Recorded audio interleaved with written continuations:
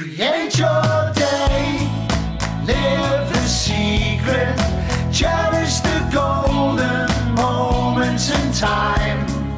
If you believe you will achieve it, look inside to find the strength within you.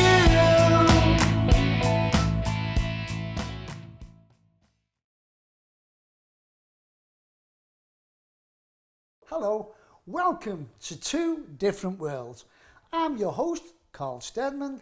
My co-host is not here today. I don't know where he is, but it's all good. This is totally unscripted and unrehearsed, and I'm very, very excited today to introduce you to an old friend of mine, Mr. Franco DeNicola. Thank you, Carl. First of all, thank you for having me on your show and the opportunity to kind of have a chat with you and share with people and so forth. I know we know each other for quite some time, and not that we've seen each other on a regular basis, but every so often we connect, and of course it's been a great experience to know you up to this point and to see all the amazing work that you're doing now, and also bringing your music to the next level. So pretty cool. Thanks, Franco. Of course, I am so excited.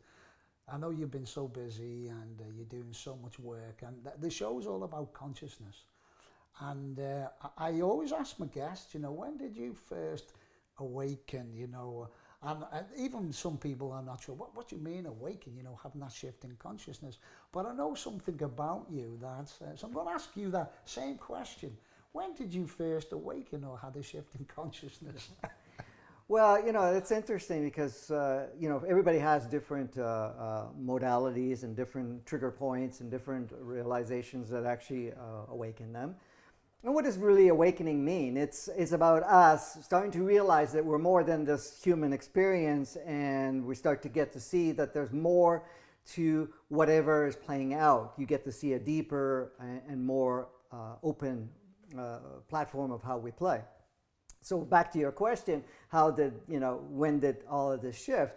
Well, in my own personal case is that when I arrived here, I knew what I was coming here for as a baby. And I even have the memory of being in my mother's womb, feeling her energies, being attentive to whatever was going on, even though I felt that I was in and out a lot, but at the same time it was that. And I had a twin brother too at the same time, which was sharing the womb with me, and which supported each other along the way because of the fact that the energies of my parents weren't all that high, and the collective of what was playing out at the time wasn't even high at that point. But anyways, moving forward to that, then my brother, of course, said he couldn't join me, and he kind of decided to exit out two weeks before birth period. Wow. So I came out alive, and then my brother came out stillborn. So I ended up getting both names. That's why I have two first names, because they already had picked two names for two boys to come out, but the one decided that he was going to go on. So coming in from birth, I had a different realization already as a child. And I was looking at the world, and it didn't make any sense, because even though I was observing the planet beforehand, I did not have a full embodiment. When you have an embodiment, you have a lot more input coming into your vessel or vehicle or body, whatever you want to call it. So you have a more intimate and more stronger connection to how it feels to be on the planet, how it feels to interact in other people's energies and so forth. So that was from day one. Can I ask you a question there, Yes. Franco, because I know I've heard so much about. So you chose your parents, didn't you? Correct. Yeah. Yeah. So it was interesting because at the time, when we're in non-form, we have a very different view of things. When we look at choosing where you're going to be born, what parents you're going to choose, what position, because it was all strategized. We all do that, where we're going to go, what role we're going to play, when we're going to play the role, and what's going to happen with that, because our roles are always evolving. It's not like I come here for my purpose.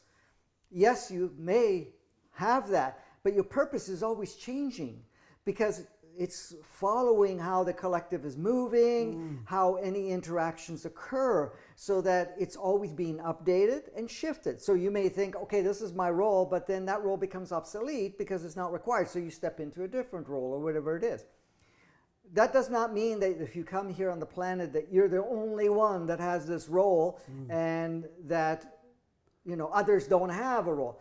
We all do, of one sort or another. Even just as holding a space or playing the game, whatever the game is. So everybody benefits from it. So everybody has what they like to call, everybody, when I say they, spiritual, whoever, likes to talk about we all have a purpose. Well, our purpose is come here first and foremost to have the experience of being in a human body, to be able to play, to be able to recognize yourself, to learn from that experience, and to become more enlightened. What does enlightenment mean? More awareness, more connection to your essence. Because the soul doesn't come here fully awake. And the soul doesn't even leave or go from non-form to form fully awakened. You know, it has its stages, and it's designed that way so that it actually learned from every incarnation. And these incarnations can be on any planet, taking on different forms and so forth. It's not exclusive to here, because we have several makeups of ourselves, which we can go into it later if you want. Because a lot of people say, well, we got the soul, there's just us, you know, and going into a body and just using one reference point.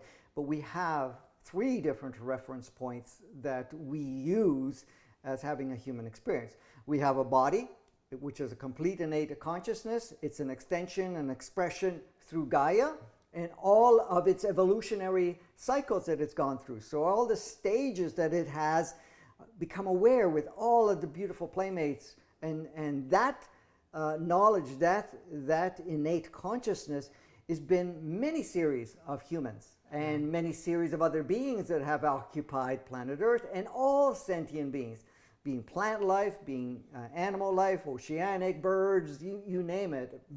You know, all of it, it has all of that. But then we also have a human entity. I know a lot of people have a misconception what entities are, because, you know, there's the dark entities scary, or whatever it is, right? But we all have a human entity. What does that a human entity mean? It is a soul also, but it's a soul that has made the choice or has been structured to be able only to incarnate on planet Earth to advance the human species, to advance the human experience, so that it doesn't have all the multidimensional part. It is exclusively learning and expanding itself on one playground. Okay? Then comes the multidimensional soul. But the beauty of this whole thing is a multidimensional soul can come from anywhere. Okay? Now, we're all source, so there's no place specific. We are all source. But where did we spend our time and whatever else on different incarnations? And some of the souls do not incarnate. They just take a back end part as the observer and to work with other souls that decide to incarnate. That's why we have soul families and twin souls and all of that other stuff that goes on. So in that context, when we're looking at it, that multidimensional soul comes in. That multidimensional souls, like a lot of people talk about, there's lots of souls that have never been on planet Earth. And to be able to navigate what we call the human experience on this playground, it's going to be very foreign. It has no experience here. It has never even played in this range of frequency or the levels of polarity and density or anything of that nature. So it relies on 2 other components. It relies on the human entity that's been here from day one. Okay? When I say day one, I'm not talking about all billions of years. We're talking about basically this series of physicalities, so that 15,000 year window of so forth. So it relies on it. You know, you have a gift of singing. A lot of people have different gifts. Where does that come from? Is that your multidimensional soul? Most likely no. It comes from your human entity, because your human entity has experienced itself expressing through, say, music, expressing through conversation or whatever it is that you share, right? Your multidimensional soul coming in brings another octave, brings another vibration to combine with that. And then the offering of Gaia, which is through the body itself, has the other component that brings all of that to the surface. So it's a blend. When we talk about consciousness, we're talking overall consciousness, multidimensional soul, human entity, innate consciousness of the body combined. That's the full conscious. When we're talking about unconscious or subconscious or superconscious, all of those are other different levels, but within that collective consciousness. So a lot of people get caught up in the idea. It's like, oh, I got to connect with my soul. Well, you got to connect with all parts of you, because if you want to be whole, if you want to be one, oneness starts with us, bringing all of that, full embodiment of all of those components rather than maintaining that separation. Going back, for you to know all that, to be born here, when you were born, you knew all that. To live in this dense world, for me personally, I think for a lot of people over the last 20 years, it seems that pain is a great awakener, Franco. Mm-hmm. For me personally, a lot of people I've spoke to. And what's going on the planet right now, there's a lot of pain all over the world. So going back to you being born and knowing all this, how did you talk to people as you It was very difficult because it created a lot of things. I won't get into all the details because then we're going to need hours to talk about. Yeah. But we're just going to compress it as much as possible. 10 episodes. It's okay. No, cool. We're good. So in that respect, yes, right at the beginning, it was very difficult because knowing what I knew and observing all the layers of seeing, because there's more than what we're seeing as human forms. Yeah. There are multiple worlds kind of overlapping. Mm-hmm. They're different kind of channels. So you're looking at multiple movies. Right. So I was seeing seeing other beings and souls and so forth walking around and whatever else, and nobody else could see them, right? So you were seeing all of that. Plus the fact that my first observation as Franco was going, holy shit, I didn't realize it was this asleep of sort. Yeah. I didn't use quite that word. And not to discredit or to kind of look down on anything. It's just like, holy smokes, there's robots making more robots, or, zombies, I used to call it at that point in time. Not that, it was just the fact that people were just following an operating system and really had no consciousness. So it was very difficult. So the first 4 years was observing it from that state of consciousness.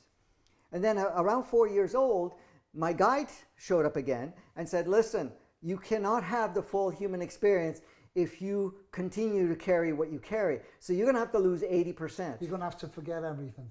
Well, not everything. 80%. We have to turn off 80% of your access. Wow. You can still keep the 20%, which will allow you to navigate with a higher consciousness and self-awareness, but not enough to be, and it was difficult because I went through a lot of different challenges with, coming from a very religious family, my father being a kind of an extra, meaning that, kind of soulless and so forth, and my mother being very deep into the religion stuff. So, I shook things up by me just pointing out things I saw and shared, right? So it's like, okay, this guy's possessed or something of that nature. It's like, what are you talking about? It didn't make any sense to me because I wasn't seeing anything of negative. It was more of awareness. But in their belief system, especially with the support of priests and whatever else, it's like, no, only Jesus and God would be able to do that or say those things. So this must be the devil working through them, right? Yeah, or stuff like that. So, after the 2 fun exorcisms. But so at age 4, I lost 80%, and that carried on for 40 years. Wow. And as much as I observed and I knew and I shared whatever I shared at that time, I didn't start really sharing a little bit more publicly. So I had to learn how to say things without coming up front because there was backlash. As you realize, especially if you've been aware of things and you start to speak, you're going to have backlash because a lot of people are going, no, that's not acceptable or whatever it is.